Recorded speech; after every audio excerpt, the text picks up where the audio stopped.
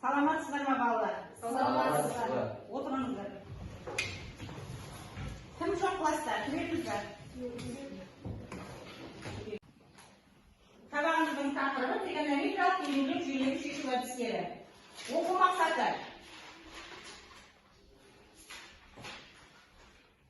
Тригонометриялық теңдік жүйелерді шеше алу.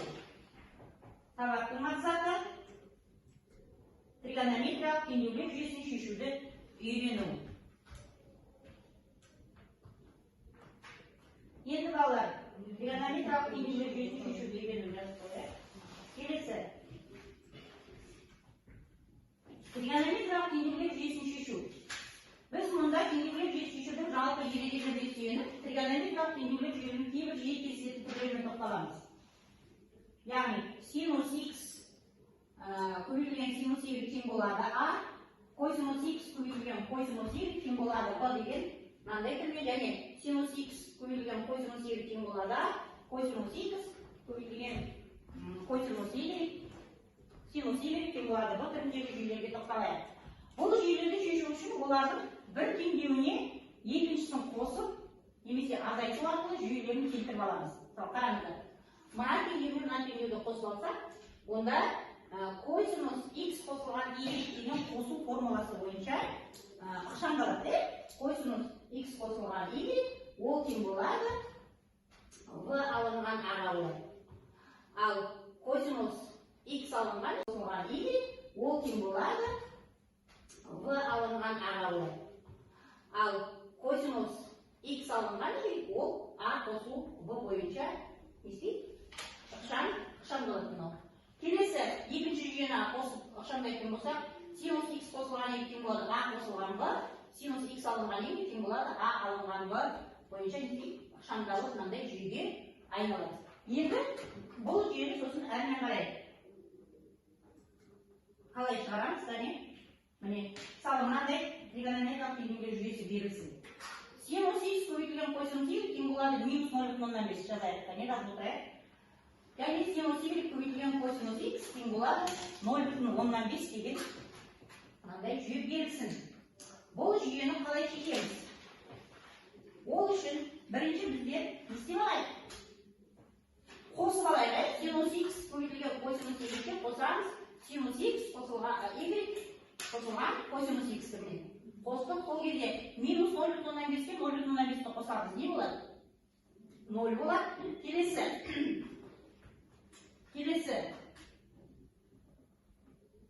Келесі енді синус x көбейтілген косинус y-ден синус y көбейтілген косинус x-ті азайтайық.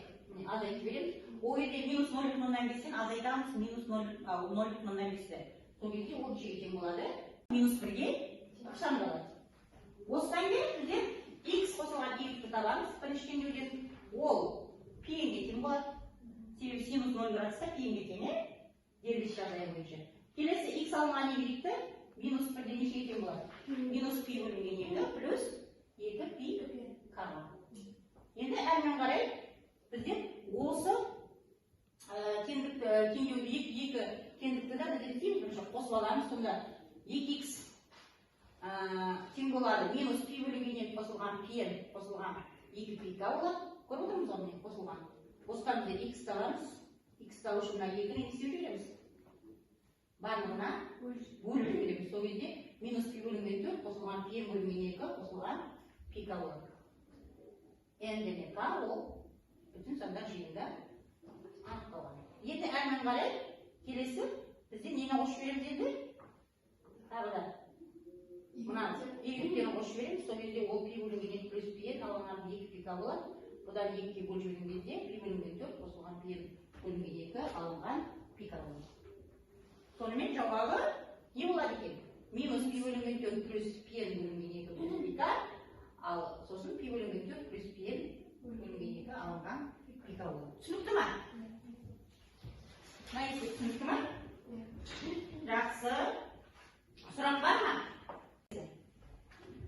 Енді балалар келесі мынандай мысалдар сұрайық. Жазып тұрайық. Берілген тригонометриялық теңдеулер жүйесін шешіңдер. Мынандай жүйе берілсін. Синус x көбейтілген косинус y тең болады түбір астында 2 бөлінген 2. Және x қосылған y тең болады 3 пи бөлінген 4. шешуі. Бірінші, теңдеу жүйесіндегі бірінші жолды түрлендірейік. Ол үшін синус x көбейтілген косинус y тең болады. Түбірәсінде 2 бөлінген 2 мына бірінші теңдеуді түрлендірейік. Синус x көбейтілген косинус y тең болады. 2-ден 1 формуланы есімізде ма? Синус x көбейтілген косинус y формула есімізде ғой. 2-ден 1 синус x қосылған синус x салынған y-ге жіктеледі. Сол бойынша ашайық. Айман қарай 2-ден 1 x қосылған y-тің орнына бізде нені қоямыз? 3 бөлінген 4 қоямыз. Сонда синус 3 бөлінген 4 қосылған синус x алынған y тең болады. 2-ден 1 синус 3 бөлінген 4-тің мәні неше екен? Түбірәсінде 2 бөлінген 2 қосылған синус x алынған y болып ашылады. Айман қарай 2-ден 1 көбейтілген жақшаның ішінде түбірәсінде 2 бөлінген қосылған синус x алынған y жақшаны жарамыз тең болады. Мына теңдікті жазамыз. Мына ықшамдалып синус x көбейтілген косинус y мынаған ықшамдалып 2-ден 1 көбейтілген түбірәсінде 2 қосылған синус x алынған y жақшаны жарамыз тең болады. Мына теңдікті жазамыз. Мына ықшамдалып синус x көбейтілген косинус y мынаған ықшамдалып 2-ден 1 көбейтілген түбірәсінде 2 қосылған синус x алынған y ықшамдалып. Ол тең болады неге? Түбірәсінде 2 бөлінген 2 деп аламыз теңдікті. Енді осы теңдіктен бізде синус x алынған y табамыз. Мынаның барлығын ашып жүрген кезде, сонда синус x алынған y бізге нені береді? Түбірәсінде 2 бөлінген 2-ні береді. Енді әрмен қарай сонда берілген мына теңдігіміз сонда қалай болып кетті енді? Берілген жүйеміз сонда не болды? Синус x алынған y тең болады, түбірәсінде 2 бөлінген 2, x қосылған y тең болады, 3 бөлінген 4 күйінде келді. Әрмен қарай. Келесі. Қалай шығарып? Әрмен қарай. Қайтадан жаңа теңдеуімізді жаздық. Осыдан енді бізде x алынған y табамыз. X алынған y табамыз. Ол минус 1-дің k дәрежесі. Түбірәсінде 2 бөлінген 2, 2 бөлінген 4 қосылған пи табылады. Солай ма? Әрмен қарай x қосылған y тең болады 3 бөлінген 4 осылай қала береді. Бұдан енді x-ті табамыз. X тең болады 3 бөлінген 4 болады. Түбірәсінде 2 бөлінген 2. X қосылған y тең болады 3 бөлінген 4 күйінде келді. Әрмен қарай. Келесі. Қалай шығарып? Әрмен қарай. Қайтадан жаңа теңдеуімізді жаздық. Осыдан енді бізде x алынған y табамыз. X алынған y табамыз. Ол минус 1-дің k дәрежесі. Түбірәсінде 2 бөлінген 2, 2 бөлінген 4 қосылған пи табылады. Солай ма? Әрмен қарай. X қосылған y тең болады 3 бөлінген 4 осылай қала береді. Бұдан енді x-ті табамыз. X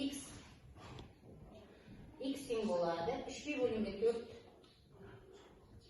бөлінген 8 ақшамдай келіп плюс минус 1-дің k дәрежесі пи бөлінген 8 пи бөлінген 4 болады. Мынарадан y-ті тауып алып, мынараға x-тің орнына қоямыз, сол кезде мынарадан y-тің орнына қоямыз, сол кезде ол мынаған тең болады. Сонымен, егер k 2-ге тең болатын болса, онда x тең болады пи бөлінген 2 плюс пи-н, бұдан y тең болады пи бөлінген 4 алынған пи-н. Ал егер k 2-н қосылған 1 болатын болса, онда x тең болады 3 пи бөлінген 4 қосылған пи-н, y тең болады минус пи-нге тең болады. Түсінікті ма мына мысал? Сұрақ бар ма? Онда қазір оқулықтан 20-да 12-ді шығарайық.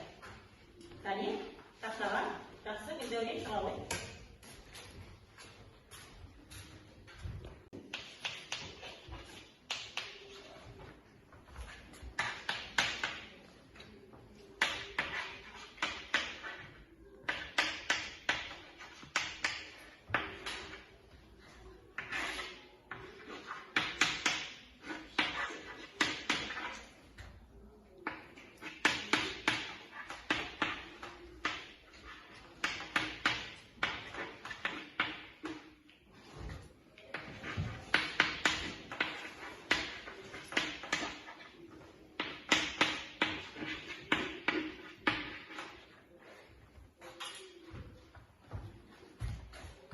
Не жақсы. Қалай шығардыңыз, қалай айтамыз? Ең басында синус x көбейтілген синус y тең болады. Түбірәсінде 2 түбірәсінде 2-ден 1 дегенді формула бойынша ашып алдым. Яғни синус x-ке синус y-ті көбейтемін. яғни Көбейту формуласы бойынша, иә? екіден бір косинус x алынған косинус x қосылған y ол тең болады 2 турасын 2-ден 1 деп қалдым. Одан кейін мынаны жаза тұрамыз. Жақсы. Сосын формуланы ақшамдай отыра, соңына дейін. Біз формуланы ақшамдай отыра шығамыз.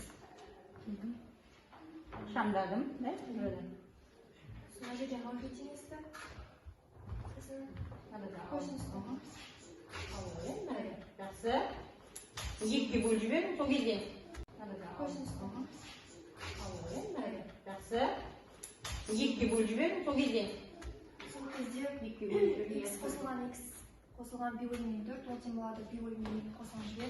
Мына жерде 2x шығады. π бөлінген 2 азайтылған π бөлінген 4 қосылған π. 2x тең болады π бөлінген 4 қосылған π шықты. Яғни ол жерде x-ті табатын болсақ 2-ге бөліп жібереміз. π бөлінген 8 қосылған π бөлінген 2. Және сол бойынша y-ті тапсақ π бөлінген 8 қосылған π бөлінген 2 қосылған π бөлінген 4. Мына екеуін қосып жіберетін болсақ 3π бөлінген 8 және қосылған π бөлінген 2. Сонымен жауап қайсы болды? 3π Жауабы? 3π бөлінген 8 қосылған π бөлінген 2 және π бөлінген 8 қосылған пи бөлінген 2. Жақсы, отыра ғой, жарайсың.